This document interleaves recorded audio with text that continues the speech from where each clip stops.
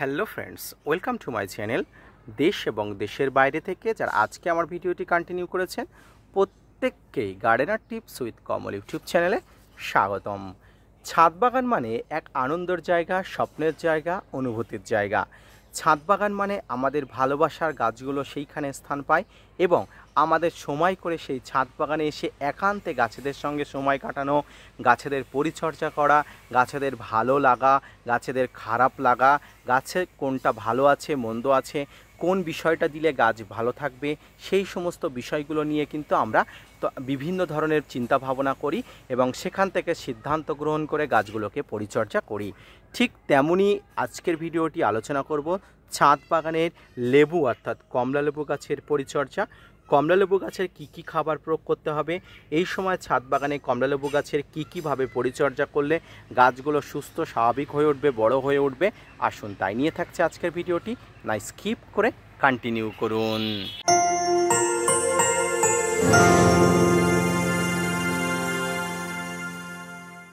ছাদ যেমন আমার ভালো লাগার জায়গা, ঠিক তেমনি আমার বাড়ির পোষ্যরও কিন্তু অত্যন্ত শান্তির এক জায়গা কিন্তু আমার ছাদ বাগান। আমার বাড়ির পোষ্যগুলো কিন্তু কন্টিনিউয়াসলি আমার ছাদে ঘুরে বেড়ায়, এদের কিন্তু একটা ভালো লাগার বা ভালোবাসার জায়গাও কিন্তু আমার ছাদ বাগান হয়ে উঠেছে। আজকের ভিডিওর আলোচনার বিষয়বস্তু লেবু গাছের ভালো রাখার উপায়। লেবু গাছের ভালো রাখার উপায় বলতে গাছ ভালো রাখার জন্য তিনটি পদ্ধতি দরকার। এক হচ্ছে সঠিক সময়ে খাবার প্রয়োগ, গাছের দেখভাল এবং সঠিক সময়ে গাছের কিন্তু বিভিন্ন ধরনের খাবার প্রয়োগ।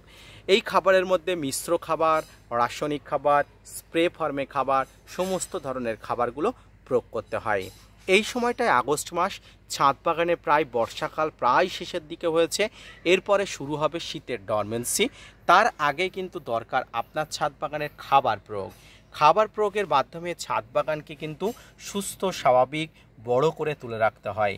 এই সুস্থ স্বাভাবিক বড় করে তোলার মাধ্যমে আপনাকে সঠিক পরিচর্যা কিন্তু গ্রহণ করতে হবে। আজকের ভিডিওর আলোচনার বিষয়বস্তু সাইট্রাস প্রজাতির মধ্যে কমলা লেবু গাছ। কমলা লেবু আমরা কেনা পছন্দ করি, সবাই জানি। আর আমার এই সেই কমলা লেবু গাছ, গত বছরে আপনারা দেখেছিলেন আমার গাছে কতগুলো কমলা লেবু হয়েছিল, যদিও এবছরে এখনও পর্যন্ত ফুলের দেখা পায়নি এবং আসবে বলে আমার এখনও আর মনে হয় না, কারণ আবার ডরমেন্সি চলে আসছে। ডরমেন্সিতে যদি গাছে আবার ফুলের দেখা পায় তাহলে আবার আপনাদের নিয়ে আলোচনা করব কিভাবে কমলা লেবু গাছের ফুলের পরিচর্যা করতে হয়। তবে এই সময় যেটি করতে হবে, গাছ গ্রোথ বা গাছের বৃদ্ধির জন্য যেটুকু করতে পারি সেইটুকু করতে হবে। গাছ গ্রোথ বৃদ্ধির জন্য দরকার খাবার, সেই খাবার প্রয়োগ কিন্তু করতে হবে। যদিও খাবার প্রয়োগ আমি কিন্তু করে দিয়েছি, যারা করেননি তারা কি কি খাবার এই সময় প্রয়োগ করবেন। এই সময় যে খাবার আপনারা প্রয়োগ করবেন তার মধ্যে অন্যতম হলো মিশ্র খাবার।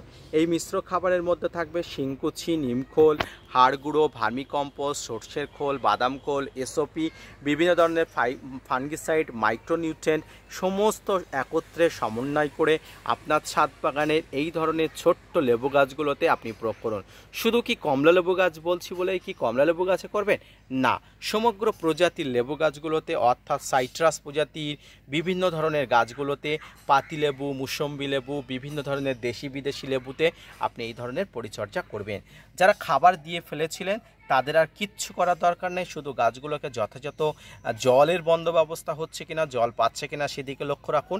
যারা খাবার দেননি অবশ্যই খাবার দিয়ে ফেলুন এবং টবের মাটিটাকে খুশিয়ে দেবেন। যারা খাবার দেননি তারা দেখবেন গাছের মাটিতে খাবার দেওয়ার সময় যাতে কোনো প্রকার এই ধরনের ফিডিং রুটগুলো, যে রুটগুলো কিন্তু বিভিন্ন খাবার সংগ্রহ করে, এই রুটগুলো যাতে কোনোভাবে আক্রান্ত না হয়। এবং যারা খাবার দিয়েছেন তারা অবশ্যই জানেন কিভাবে খাবার দিতে হয়।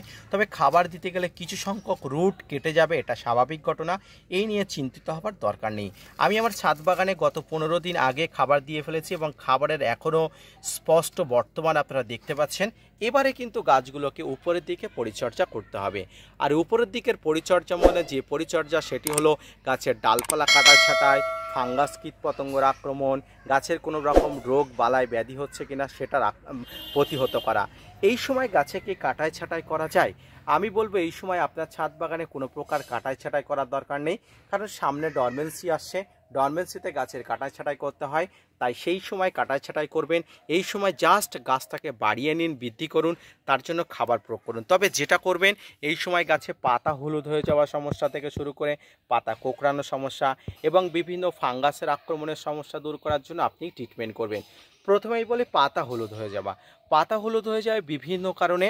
পাতা হলুদ হয়ে যাওয়ার একাধিক কারণ আছে, সেই কারণ নিয়ে একটা স্পেশালিস্ট ভিডিও আমার চ্যানেলে দেওয়া আছে, আপনারা ভিডিওর প্লেলিস্টে চেক করবেন, অবশ্যই পেয়ে যাবেন। এই পাতা হলুদ হয়ে যাওয়ার কারণ বিষয়ে সেই ভিডিওটি দেখে নিয়ে তারপরে গাছের পরিচর্যা করবেন। এবার আসে গাছের বিভিন্ন ধরনের ফাঙ্গাস এবং কীটপতঙ্গর আক্রমণ। ফাঙ্গাস এবং কীটপতঙ্গর গাছের সঙ্গে ওতপ্রোত জড়িত, তাই গাছে কোনো প্রকার ফাঙ্গাস কীটপতঙ্গর আক্রমণ হলে ফাঙ্গিসাইড এবং কীটপতঙ্গ নাশক স্প্রে করতে হবে। সাপ, ম্যানসার, ব্যাবিস্টিন, ডেডোমিনগোল, Blitox, blue copper, M45, Amistar top, Antracol এই ধরনের ফাঙ্গিসাইডের সঙ্গে আপনি ডাইমার্টের 30% কম্পোজিশনের কীটনাশক, ইমিডাক্লোপিড গ্রুপের কীটনাশক, সাইপারমেথ্রিন গ্রুপের কীটনাশকগুলো প্রয়োগ করবেন। বাংলাদেশি বন্ধুরা সবিক্রান 425 ইসি কম্পোজিশনের কীটনাশকগুলো প্রয়োগ করবেন। প্রতি লিটার জলে এই কীটনাশকগুলো 1 থেকে 1.5 ml বা সর্বোচ্চ হলে 2 ml দিয়ে এই সময় গাছগুলোকে সুস্থ স্বাভাবিক রাখার জন্য অবশ্যই স্প্রে করবেন। এইভাবে কিন্তু সাইট্রাস প্রজাতির গাছ, সেটা কিন্তু কমলা লেবু হতে পারে, বাতাবি লেবু হতে পারে, মুসম্বি লেবু হতে পারে, আপনার বিভিন্ন ধরনের ভাতে খাওয়া লেবু হতে পারে, সমস্ত লেবু গাছের কিন্তু এই ধরনের পরিচর্যা করবেন। সুস্থ স্বাভাবিকভাবে গাছ কিন্তু বড় হয়ে উঠবে, কোনো প্রকার অসুবিধার মধ্যে কিন্তু গাছ পড়বে না। আজকের ভিডিওটি এই পর্যন্ত, দেখা হচ্ছে পরবর্তীতে নতুন কোনো ভিডিও নিয়ে, নতুন কোনো তথ্য নিয়ে। ততক্ষণ সুস্থ থাকুন, ভালো থাকুন, ছাদ বাগানকে ভালো রাখুন এবং অবশ্যই আদর্শ ছাদ বাগানই হয়ে উঠুন। ধন্যবাদ।